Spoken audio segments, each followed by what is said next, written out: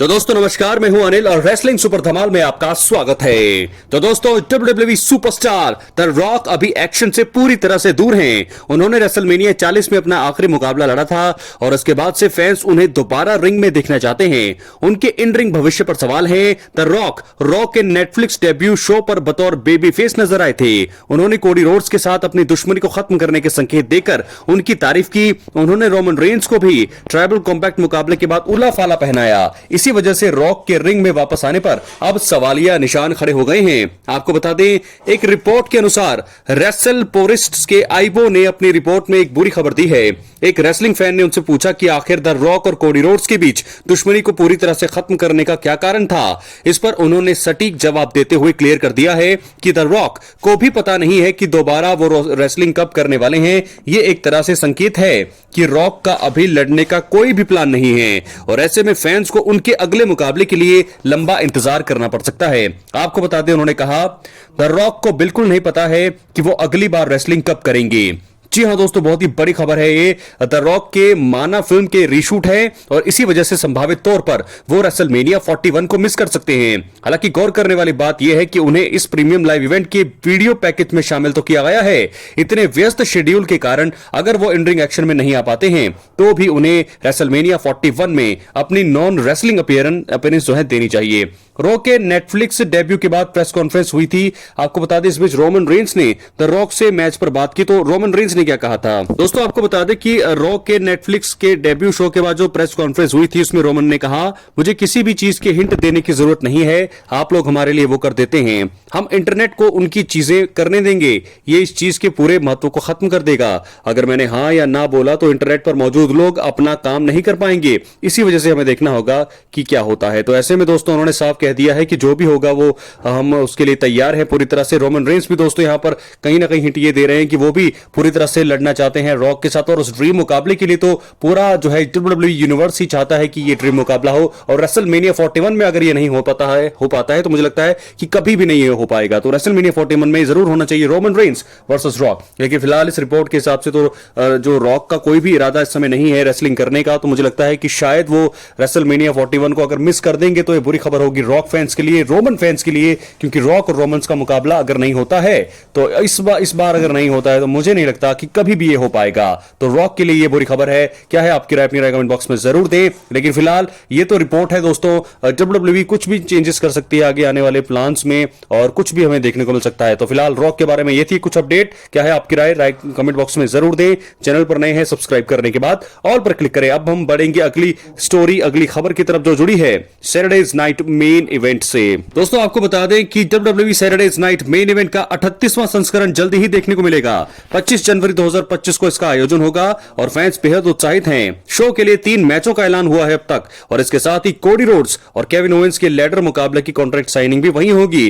खैर, मैचों के नतीजों पर फैंस की नजरें होंगी, इसलिए इस वीडियो में मैं आपको अगले Saturdays night main event show में होने वाले मैचों के संभावित नतीजों के बारे में भविष्यवाणी करने वाला हूं, इसलिए वीडियो के अंत तक बने रहें। 3 बड़े मुकाबले होंगे जिनमें से जेकब फाटू भी पहली बार हमें रेसलिंग करते हुए नजर आएंगे सिंगल्स मुकाबले में। तो दोस्तों 3 बड़े मुकाबले हैं, Jacob Fatu versus Braun Strowman, इनके बीच में मुकाबला होगा। बहुत ही बड़ा ये मैच हो सकता है, दोनों ही टक्कर के प्रतिद्वंदी है। क्या जेकब फाटू पहला मैच हारेंगे? बिल्कुल नहीं दोस्तों, उन्हें जीत के लिए ही बुक किया जाना चाहिए। दूसरा मुकाबला होगा उन्हीं के ब्लड लाइन मेंबर्स के दूसरे और जी ब्लड लाइन के जे उसो, मेन इवेंट जे उसो का भी मुकाबला होने वाला है। वर्ल्ड हैवीवेट चैंपियनशिप के लिए मुकाबला होगा। लगातार अपने आप को टाइटल पिक्चर में लाने में कामयाब हो रहे हैं। पहले इंटरकॉन्टिनेंटल चैंपियनशिप जीती, लेकिन क्या अब वर्ल्ड हैवीवेट चैंपियनशिप जीत पाएंगे जे उसो? ये भी देखने वाली बात होगी। तो जे उसो क्या रच पाएंगे इतिहास? उसके बारे में हम बड़ी जल्दी बात करने वाले हैं। लेकिन बात करेंगे पहले मैच से, जो मैच होगा बड़ा तगड़ा WWE Saturday's night main event में Jacob Fatu versus Braun Strowman. तो इस मैच की बात कर लेते हैं, प्रोडिक्शन करते हैं। दोस्तों जेकब फाटू और ब्रॉन स्ट्रॉमैन के बीच मैच की नींव कुछ हफ्तों पहले ही बो दी गई थी। आपको बता दें कि पिछले स्मैकडाउन में ब्रॉन ने आकर LA नाइट को नए ब्लड लाइन से बचाया। इसी बीच जेकब फाटू और ब्रॉन स्ट्रॉमैन का स्टेयर डाउन देखने को मिला। दोनों के बीच ब्रॉल हो नहीं पाया और अब जाकर उन्हें पूरी तरह से आमने सामने आने का चांस मिला है। जेकब फाटू और ब्रॉन स्ट्रॉमैन मॉन्स्टर हैं वो रिंग में आकर तबाही मचा सकते हैं। ब्रॉन स्ट्रोमैन ने कई सारे दिग्गजों के साथ काम करके उन्हें हराया है। हालांकि जेकब फाटू थोड़े अलग हैं और उन्हें धराशायी करना आसान नहीं होगा।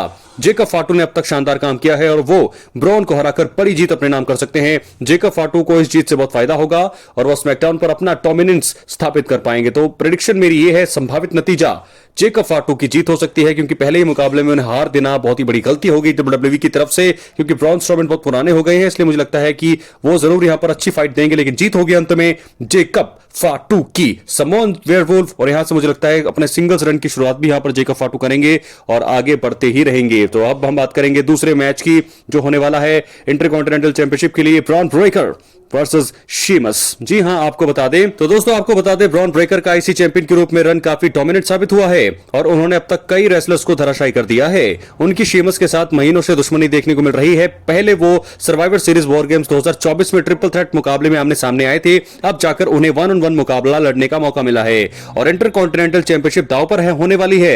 शीमस और ब्रॉन ब्रेकर दोनों ही हाई हिटिंग मूव्स लगाने के लिए जाने जाते हैं। इन रिंग एक्शन के मामले में दोनों को पीछे छोड़ पाना बहुत ही ज्यादा मुश्किल है। इसी वजह से अगर किसी का दखल नहीं हुआ तो यह मैच शो में 4 चांद लगा सकता है। अगर विजेता की बात करें तो ब्रॉन ब्रेकर को ही जीत मिल सकती है। ब्रॉन ब्रेकर का पिछला आईसी टाइटल रन लंबा नहीं रहा था और फैंस ने इसी वजह से आलोचना की। डब्ल्यूडब्ल्यूई उनसे अभी यह चैंपियनशिप शायद नहीं लेना चाहेगा। शीमस दिग्गज है और अगर ब्रॉन उन्हें हरा देते हैं तो बतौर चैंपियन बहुत फायदा उन्हें होगा ब्रॉन ब्रेकर को।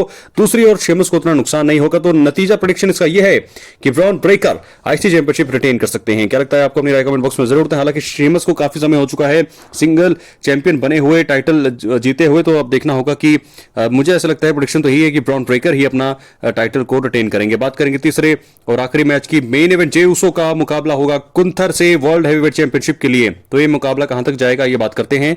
गुंथर का चैंपियनशिप रन काफी अच्छा रहा है और अब उनके सामने एक बड़ी चुनौती है। वो मौजूदा समय में डब्ल्यूडब्ल्यूई के सबसे लोकप्रिय स्टार्स में से एक जे उसो के खिलाफ नजर आएंगे। दोनों के बीच बड़ा इतिहास भी रहा है और वो पहले आईसी टाइटल के लिए आमने सामने आ चुके हैं। अब दोनों ही स्टार्स के बीच वर्ल्ड हैवीवेट टाइटल के लिए मुकाबला देखने को मिलेगा। गुंथर और जे उसो दोनों ही जबरदस्त स्टार हैं। वो मैच में आमने सामने आकर फैंस को प्रभावित करेंगे। फैंस जे उसो को जीत दर्ज करते हुए देखना चाहेंगे, लेकिन गुंथर से टाइटल लेने का सही समय नहीं है। गुंथर एक लंबे रन के हकदार हैं और इसी वजह से मुझे लगता है कि उन्हें जे पर सैटरडे नाइट मेन इवेंट में जीत मिलेगी और मिलनी भी चाहिए। नतीजा यह होगा कि गुंथर चैंपियनशिप रिटेन कर पाएंगे। दोस्तों, आपको बता दें कि डब्ल्यूडब्ल्यूई का भी कोई इरादा नहीं है गुंथर से चैंपियनशिप वापस लेने का, क्योंकि इंटरकॉन्टिनेंटल चैंपियनशिप रन 666 दिनों का उन्होंने दिया था, बहुत ही लंबा रन था। और आपको बता दें कि वो भी सैमी ज़ेन ने जीता था, जिसके लिए बुक किया गया था उन्हें। लेकिन मुझे लगता है कि वर्ल्ड हैवीवेट चैंपियनशिप के लिए अभी उनके जाने का समय नहीं आया है और वो काफी लंबे समय तक इसको होल्ड करने वाले हैं, शायद रेसलमेनिया 41 तक। रेसलमेनिया 41 में वो हार सकते हैं, शायद जॉन सीना उन्हें हरा दें या कोई और, लेकिन रेसलमेनिया 41 तक गुंथर इस टाइटल को अपने पास रखेंगे और जिसके चलते मुझे लगता है कि एक डोमिनेंट सुपरस्टार, डोमिनेंट चैंपियन के रूप में वो अपने आप को स्थापित कर पाएंगे। तो जे उसो जरूर कड़ी टक्कर देंगे, अंत में जीत की ओर भी हो जाएंगे, लेकिन अंत में जीत होगी यहां पर गुंथर की। अपनी राय कमेंट बॉक्स में जरूर दें। मिलते हैं अगली वीडियो में। बहुत बहुत धन्यवाद।